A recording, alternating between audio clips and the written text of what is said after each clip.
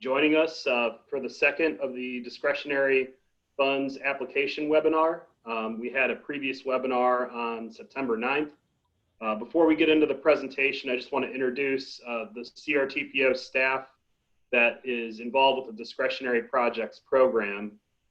And I'll start with Jennifer Stafford. She's the project development planner with CRTPO, and she's really the staff lead for the discretionary projects program and the main point of contact for this current fall discretionary projects call.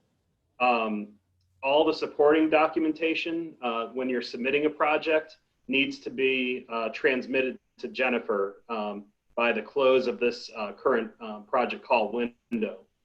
Then we have Augustine Rodriguez. He's our transportation planning engineer with the CRTPO. He will be reviewing the project cost estimates that are submitted and making sure that the cost estimates are being completed in a consistent manner relative to the policy. Curtis Bridges, he will be working with us to calculate the Bike Ped project scores based upon the TAP methodology. And then I will be providing assistance in terms of scoring highway projects. So next slide. So an overview of this afternoon's webinar. We're providing the overview here at the beginning. And then Jennifer will provide the application information and highlights. Augustine will discuss using the Form 1 and examples. We'll have a section on tools and resources. And then we've saved the bulk of the time today because we are nearing the end of the project call window to allow you all to ask us questions. And we're here to answer your questions for the bulk of the webinar. Next slide. So this is a schedule of the 2020 call for projects. So the window opened on August 17th. We had our first application webinar on September 9th. This is our second webinar. It seems to be much more well attended than the first webinar. Our deadline for the fall call is October 16th. And that date, we really need everything in, not just the application in Google form, but all of the attachments, the cost estimates, everything that's been identified in the policy in order to submit a project. So we have 9 days left before the deadline. All applications and attachments are due by 5 p.m. on the 16th. And I just want to remind everybody that you know, the processing of applications is time consuming. We ask that if someone on our CRTPO team reaches out for additional information, that the applicant or yourself provide the information as soon as possible. If you don't have the information by the time we need it, then you may risk your application not being scored. The application scoring process will begin towards the end of this month here in October, and we're hoping to have that wrapped up, meaning a recommendation from the Project Oversight Committee to the TCC by the end of December. And then the recommended project list will be presented to the TCC and the board for information in January of 2021. And then action will be requested to approve the recommended discretionary project list and amend the TIP to add those funding allotments to specific projects. So at this point, I will go ahead and turn it over to Jennifer, and she will be talking to us about discretionary funding application overview. Thank you, Neil. So yes, my lesson learned was don't just send an email with a date and time of the webinar, actually send a meeting invite. So got that down. We'll know to do that next year. So in the first webinar, Augustine spent a fair amount of time talking about estimates, and that recording is on our website. So on your screen, you'll see our website. If you go to plans and programs, there's a discretionary projects tab. See if I can get there. So we've highlighted the main information. So you'll see the application online. It's a Google form. You can enter the data into the Google form. You're unable to, unfortunately, save it and walk away, turn off your computer. As soon as you close your browser, you're going to lose the information. So we also have the PDF forms down below if you want to handwrite on the PDFs or type in them, and then when you're ready to submit the application, you can just copy it from there. Form 1 is required, and again, that's your estimating form, and Augustine will go over that, but that'll be emailed to me, and then any supporting documentation. Augustine has some examples in that link. And we did record the first webinar. Unfortunately, the audio is a little bit shaky, but you can hear a lot of what Augustine talks about with the estimating towards the end. And he's also included a bunch of really good tools, and he'll go over that as well. So I do want to say at the very top, we have 8.1 million in discretionary funds available for qualifying projects and 26.7 million for bonus allocation funding. The bonus allocation funding is applied to projects in the Mecklenburg County for highway projects only, so no bike and ped. There's buffers, so the toll lane in which the bonus funds come from is the I-485 projects in South Charlotte. The 8.1 million will probably not be programmed until fiscal year 2025 or maybe even beyond. So keep that in mind as you're selecting your projects. The bonus allocation fund should be available earlier.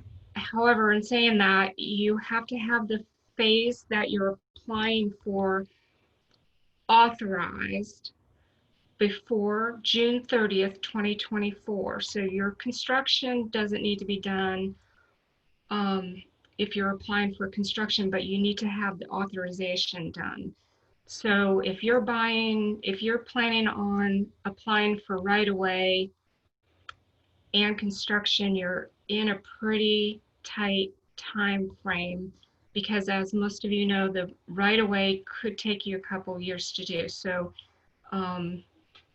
you know, keep watching the TCC as we bring projects to TCC and the board. First, as Neil said, we'll come with info, and then we'll come later with the action items. So you should be able to see where you're scoring pretty early on. So hopefully that will help you. We also are accepting applications for planning projects, and that again is under plans and programs, the Unified Planning Work Program. And there's this resource guide that is shown in the lower right-hand corner. And so the gist with the planning projects, typically there's a 20% match. They start on, the ones you're applying for now will start July 1st, 2021. They have 1 year to finish. So again, that's a tight time frame too, although if you're doing a $50,000 or $100,000 planning project, you can probably get it done. And then all of that needs to be procured per the federal and NCDOT regulations. So the contract will be between CRTPO or the City of Charlotte with you all for planning projects, unlike the capital projects where the contract is with NCDOT and the jurisdiction. So with that, I'll take questions in a little bit, but with that, I'll turn it over to Curtis, and he's going to summarize the application highlights. All right, thanks, Jennifer. So looking at the application is broken into 3 parts. And those are new requests, existing CRTPO projects needing additional funds, and existing CRTPO local planning projects needing additional funds. The funding source is determined by CRTPO staff, but if you are applying for a shortfall for existing discretionary projects, you will need to identify the funding source and the current match. If you're working on an existing project, but it has not yet received grant funds, then the project is considered new. This year, we are awarding bonus allocation, also known as BA funds. Per the state law, these funds can only be used in Mecklenburg County, and they must be used for highway projects only. Now, priority is given to projects within the I-485 express lanes corridor. This project runs from South Charlotte to Independence Boulevard. And then again, CRTPO will determine the type of funding that will be awarded. We also are requesting certain attachments and supporting information to be provided by applicants in support of the application. We have a checklist under the other list. Partner and project documentation should be submitted that relates to responses given in the application, including road safety audits, local crash reports, and local crash data. The forms that we are requesting are the budget form 1, which you can find on the CRTPO discretionary website. That form is required. The cost estimate prepared by a qualified professional, which is no more than 6 months old. Examples of qualified professionals which we've used in the past have been PEs, or landscape architects, but professionally licensed staff. Preliminary plans or a concept plan, which would include a cover sheet, plans, and profile sheets. Those are required. GIS map attachments, which should include shapefiles and metadata. That's required. A letter from the jurisdiction confirming the local match. Letters of support, and then any other data which might support the project. And with that, I'll turn it back over to Neil for some additional questions.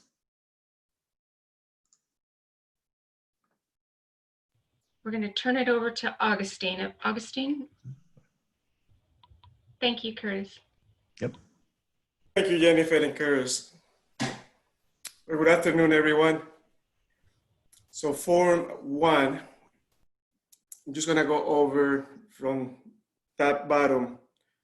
The first thing is the tip ID number. And if you don't have a tip ID, then we're asking you to type new.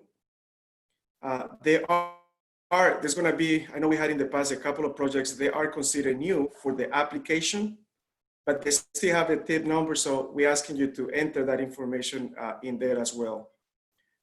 Project name, make sure that also matches your supporting documentation and the name on the application. We had discrepancies in the past with that. And then obviously your phase. Your phase should match all documents, your construction documents or plans, as well as your cost estimate and the application itself. And make sure you go over the notes and instruction. And the first of that is to send back this Form 1 as an Excel. Do not save it and send this as a PDF. Also, there is a naming convention. There is an example of how this form should be completed, and make sure you're following that convention, name convention, especially the part, all parts, but close attention to the dates. The third one, enter the information. So you only to complete the section highlighted in yellow, and do not override any of the formulas. I already mentioned about number 4. Number 5, previous estimate to include contingencies. So that's column C. So the third column. So when you look at your previous estimates, it's only one column where you enter in the previous cost plus the contingency that you had before. Are there any questions with that? Okay. Whereas for your new cost estimate, you're only including the cost without any contingencies. Form 1 on the next column has that information automatically added for you. The next item, preliminary engineering PE, estimate is only applicable for projects in planning phase. So, and another caveat with that is, if your project, especially for existing, this is probably applicable for existing projects only, but if your project is currently not applicable for funding on PE or right-of-way, then you are to enter 0 for that phase. In other words, if you're only eligible for construction, then do not enter information for any other phases. If you are eligible for right-of-way and construction, then those two phases should be reflected in here, and you will go with 0 for PE if that's not a phase that you've been eligible for funding. Are there any questions with that? Very well. So once you pass a phase, assuming you are eligible for it, the number from previous and the new one, they should be the same. So it cancels out and becomes 0 for shortfall of the request amount, the last column of the application. That number will be 0. So that's really what number 6 and number 7 are stating, that once you pass that phase, or you are at the end of that phase, then that amount is no longer applicable for your project. And the last comment or the last note on instructions is do not enter cents. So the form right now doesn't allow for that. And do not round to more than 1,000. So that was a very common issue that we had in the past, where people were rounding to the closest million in some cases. So again, keep those rounding to the 1,000s, nearest to the 1,000.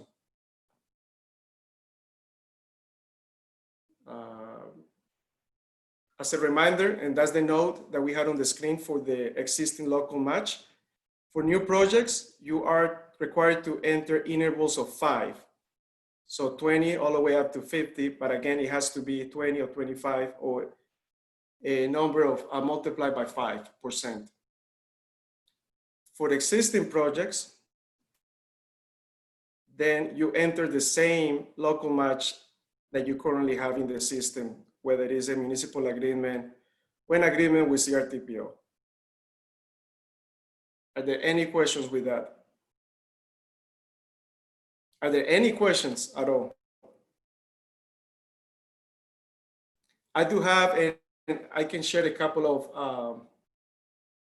of lessons learned in some of the questions at the end. We do have a segment later on for questions and answers. So I will share some of the questions that we have received so far during the questions and answers.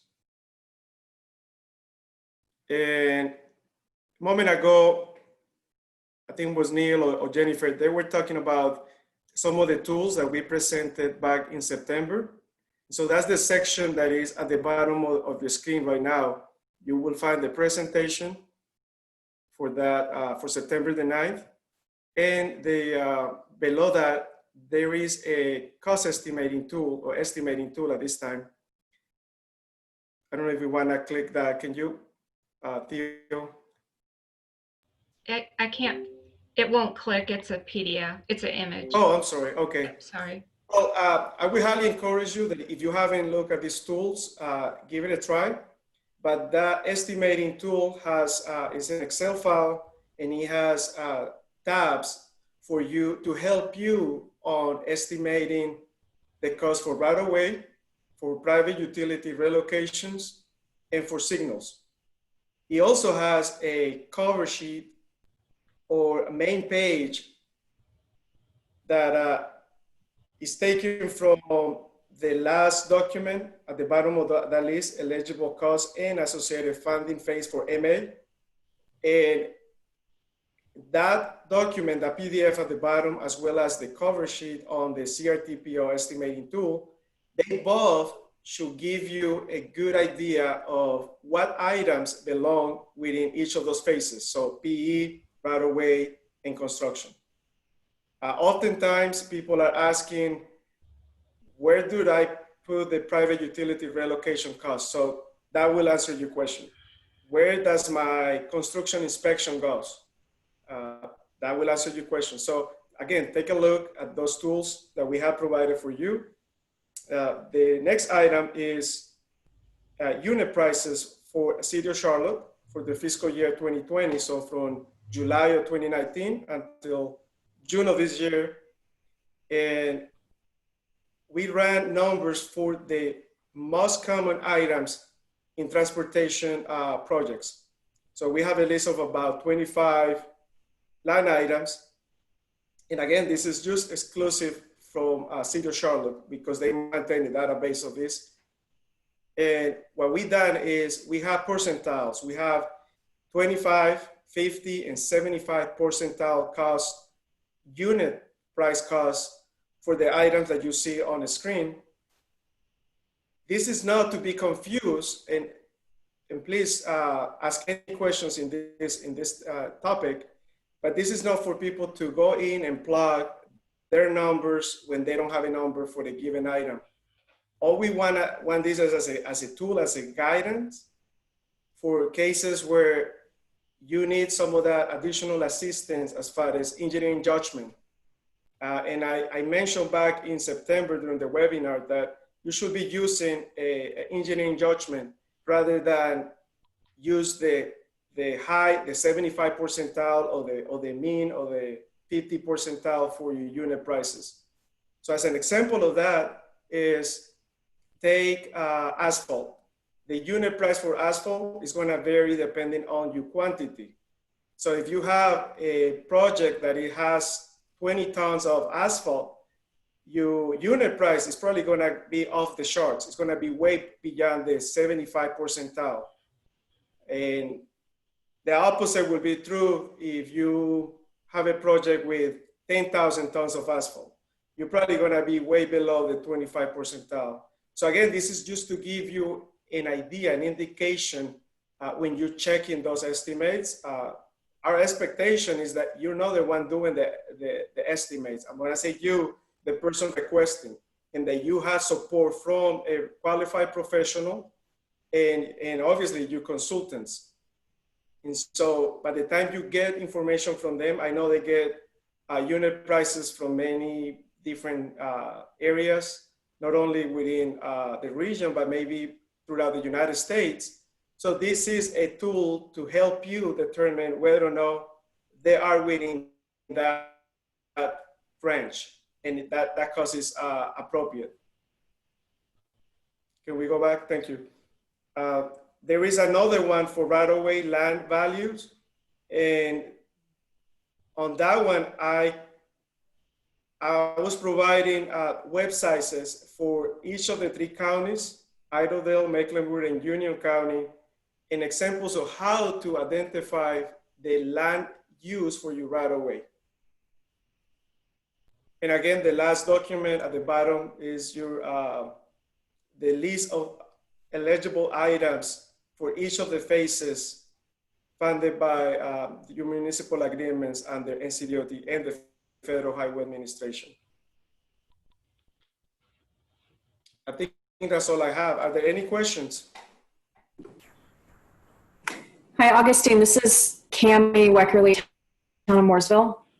So is my understanding then for Form 1, being a new form for this year, is it, if we fill out that form, should it match the same, should the numbers from this form and the numbers that we get for the budget form that we are filling out, should those match?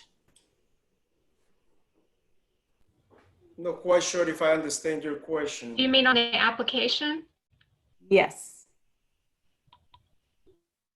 Yes. So the amounts that you're requesting with the contingencies or the percentage amount should be the same that she's writing in on the application. So I guess what I'm asking is, we're in this form, it is going to calculate, and is that meant to sort of be a check for us filling out the budget form that is a PDF and just verify that specific numbers match, such as the contingency numbers and the total request amount? Those numbers should correlate. Is that right? If I'm understanding your question, so the application, the Google form or the one in Google, it has questions where you enter information in regards to this form.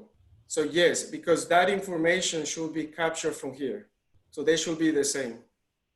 Okay, and my second question for this form is, so for example, for a brand new project where it says previous estimate plus contingencies, that column would be 0 because this is a new project. So the new cost estimate would be what the cost estimate numbers are, and then it would show a shortfall of 0 because it's a new project.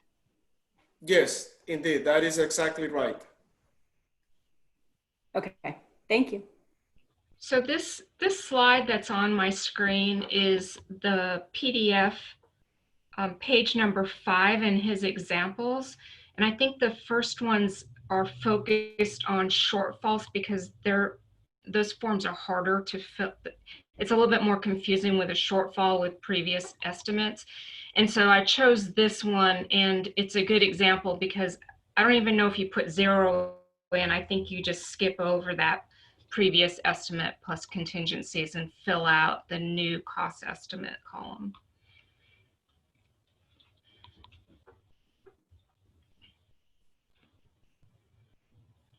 Other questions?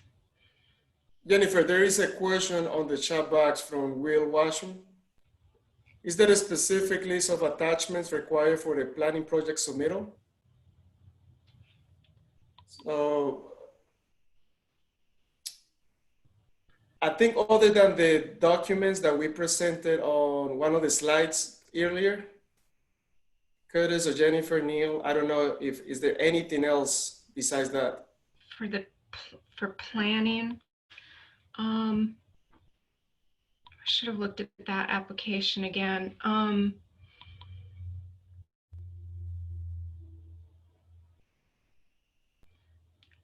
would attach as much as you can to support your project. If you can have letters of support, you'll for the planning projects, you'll want your letter confirming the match. If you have the GIS, certainly put those in. And I don't know if you have an estimate from a consultant already, I would include that to help support the dollar amount that you're requesting. But the budget form 1 is more for construction or capital projects.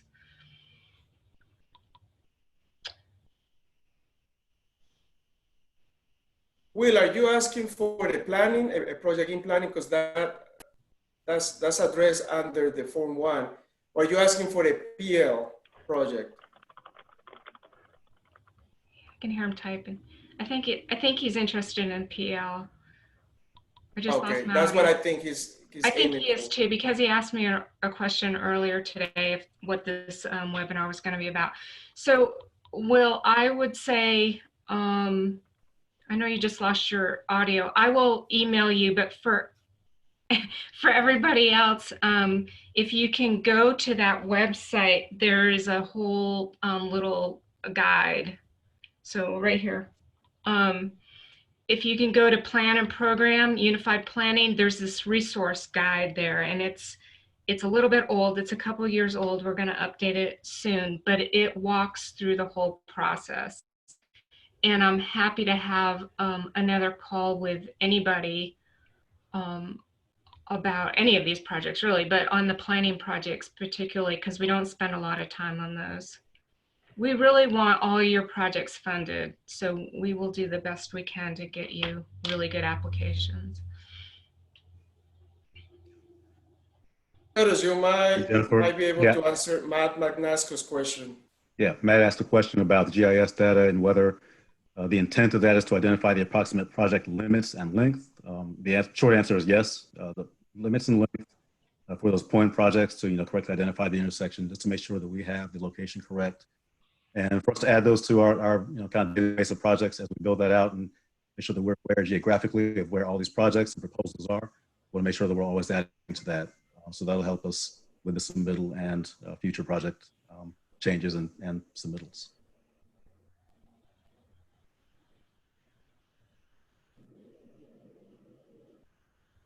Great. Other questions?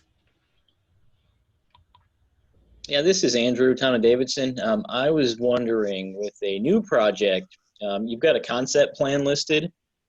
Just what exactly are you looking for with that? I just want to make sure, because obviously a new project, we're not going to have any preliminary plans, and there hasn't been that much done with it.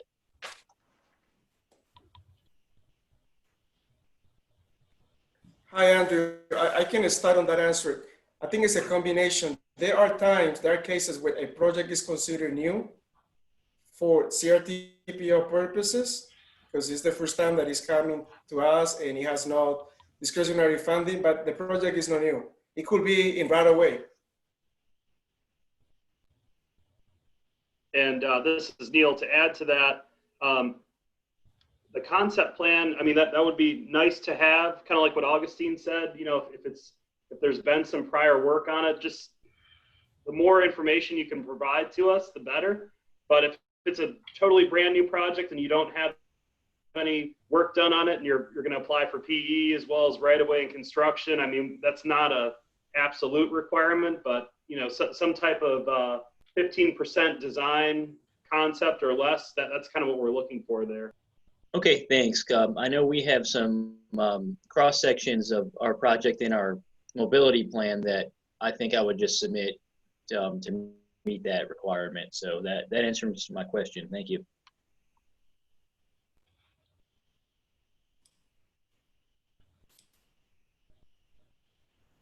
So earlier I said that I do have a couple of notes. Some of these are questions that we have received so far in regards to Form 1 or the cost estimating process. So the first one I have here is, where do I enter my CEI? So the answer is that's part of your construction phase. So that has to be included in construction.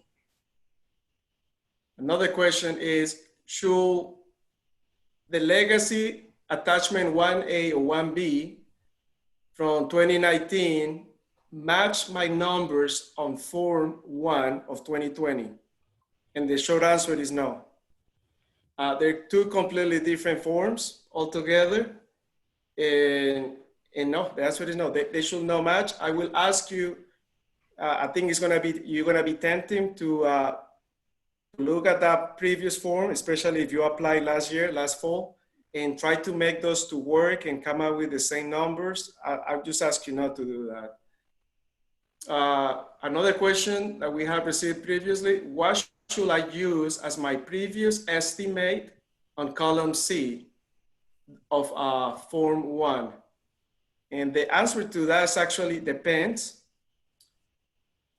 We went over this during the last webinar. It depends, because in some cases you might have a cost estimate, your previous might be from fall of last year, so a year ago. However, your official last estimate could be 2 years old. So let me clarify what I say. So maybe you have a previous estimate that is a year old, but that estimate was never approved. It never moved forward. And in the books, in the municipal agreement and the STIP and everywhere else, your official estimate is from 2 years ago, 2018. So again, it depends. So you probably gonna need to use the 2018 cost, because your shortfall of the difference between how much is in the books, how much is your estimate nowadays versus how much you need. Well, it's really, you need to compare 2018, which is in the books, versus the latest cost, right?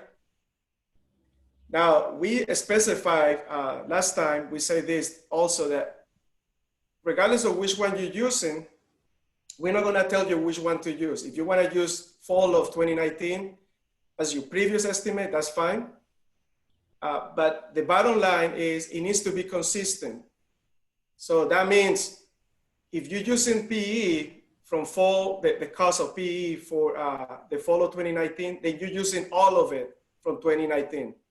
It's not a pick and choose. So I use the PE cost of last year, but I use the right away of 2 years ago. how detailed do I need to be on my cost estimate? That also depends. And this question was more complex and elaborate than that, but for a project that is in planning or very early design, your cost estimate may be a per mile, and I think that's totally fine. I don't see a problem with that, as Andrew a moment ago was referring to a project in planning. However, that will not be okay if you are in 50% design, if you are in right of way, if you're getting ready to go into letting and your cost is still pretty vague. So at that point, we're expecting a detailed cost estimate broken down by unit prices and individual items, not just 5 sections with a bunch of lump sums. Is it okay to use other than 20% for CEI or 25% for PE? And the answer is yes. So the CRTPO discretionary policies has those two numbers, and that's really applicable for projects in planning. Once you are past that phase, again, part of this kind of goes back to the first question, the earlier question about how detailed is your estimate. You can have or you should have, if you are in design, you should have a good understanding and knowledge of what's your PA cost, rather than a 25% of the construction cost. And the same goes for CEI. If you know, and we have this situation in the past, if your CEI exceeds or is less than 25% of construction, then that's fine.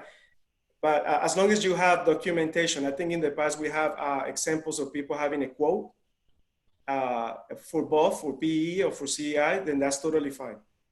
So the answer to that is yes, it is okay if you have other percentages or other amounts other than a 20% or 25% flat fee of the construction.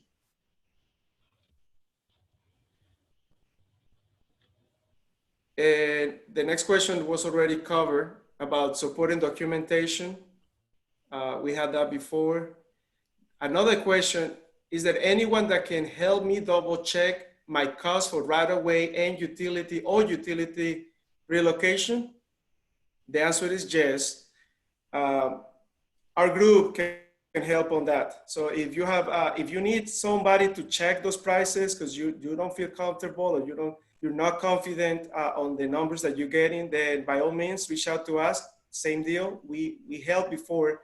A couple of you, as a matter of fact, that are on the call right now, checking those estimates in the past. So if you have questions on right away, this doesn't look right to me, then go ahead and send it over. You don't have to wait until the deadline to ask those questions. And we'll be happy to assist you on that. Thank you, Augustine. So you can see we've got an estimating guru with us. He has a lot of information. Any more questions?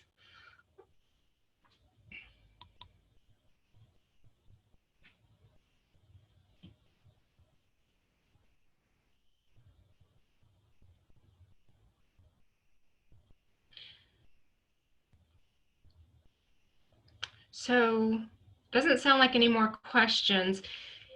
If you think of anything between now and not the very last minute, but in the next few days, feel free to reach out to any of us and we'll get an answer to you. So applications are due on the 16th at 5 p.m. I will close the application form. So you want to make sure you get it in before 5 p.m. and allow yourself enough time to fill out the form and submit it. If you would like to print out or save a copy of your application and email it to me on the side as confirmation, I will verify that I received it. Or actually what I did with the shortfall was when I received the application, I sent an email saying I received it. So let's keep on that process, but you can send me all your documentation. I've been checking for applications every other day, and I'll start looking every day or maybe 2 or 3 times a day. Again, this is a lot of work for our staff, so as soon as we can see them, we need to start processing the information.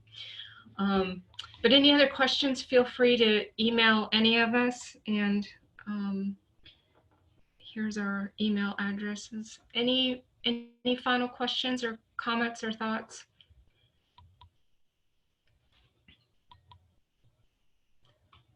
Neil, did you have any final word? Put you on the spot. Thanks, Jennifer. No additional words, but again, thank you for tuning in today and just educating yourselves on our policy and our process. I know it's somewhat new to many of you, and we're here to just kind of provide this educational opportunity and hopefully make the submittal process easier every call that we have. So again, thank you, and reach out to us between now and the 16th if you have any questions. Thank you. Thanks, everybody. Have a good afternoon. Thank you. Thank you. Thank you. Thanks, everyone.